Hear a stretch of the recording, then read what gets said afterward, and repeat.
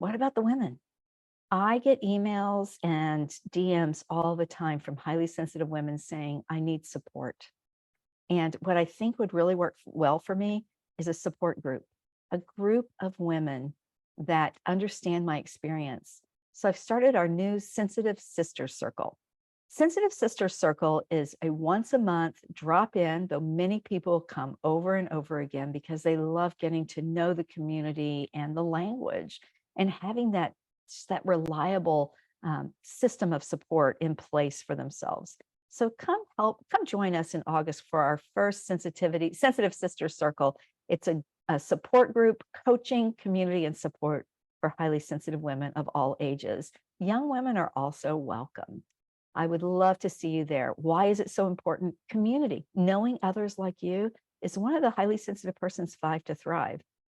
Another one of the 5 to thrive, these 5 things that we need to thrive as highly sensitive people in the world, to stop the struggle, to live our best lives, to become the emotional leaders that we were destined to be and that our gift helps us be. What we need is to also know and understand the trait. So sometimes at our sensitivity circles, people ask questions to clarify, to find out more about how to talk about the trait or how the trait works in their lives. There are 3 other aspects of the 5 to thrive. I'd like to share them with you now because they're a very important part of being highly sensitive and being successful in the world. So the first one is to know about the trait, to understand it, to believe it's real, to know it's yours. I call that when you first find out that you're highly sensitive, I call that awakening, to have your awakening and then to be able to articulate it to people around you so that you can take better care of yourself. That's the first one. The second and third are often best done with the support of mental health. As a mental health counselor and therapist, I can support that process in our sensitivity circles. We're not going to go deeply into it. So if these are things you have not yet done enough of, I am definitely going to recommend that you seek therapy. The second and third are reframing the past, especially childhood. But if your awakening was last month, you probably need to reframe your entire adult life too, in light of the fact that you're highly sensitive, to find out that some of your experiences at work and your marriage and parenting with your friends, dating, I don't even want to think about that. Some of those experiences where you felt like there was just something wrong with you, they were perfectly normal because you have a more reactive, more feeling, more noticing, and more thinking brain. It's normal to have those experiences as a highly sensitive person.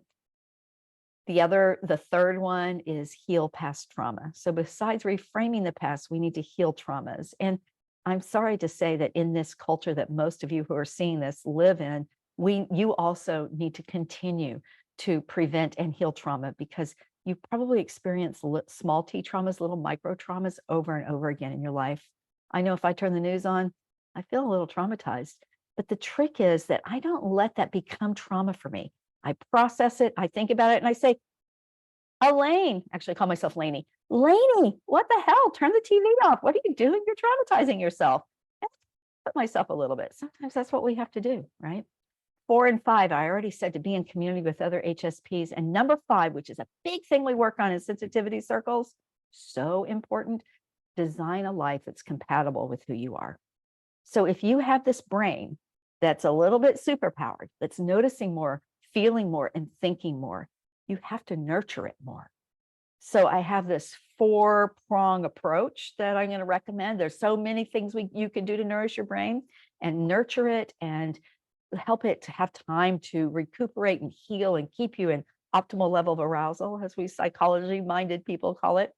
And the 4 things are more rest, more solitude, more movement, exercise, walking, even fidgeting is good movement. And finally, more spiritual practice. So sensitive sisters, come on over. Look me up on alanefriend.com/events and find out how you can register to be part of the Sensitive Sisters Circle. I would love to see you there.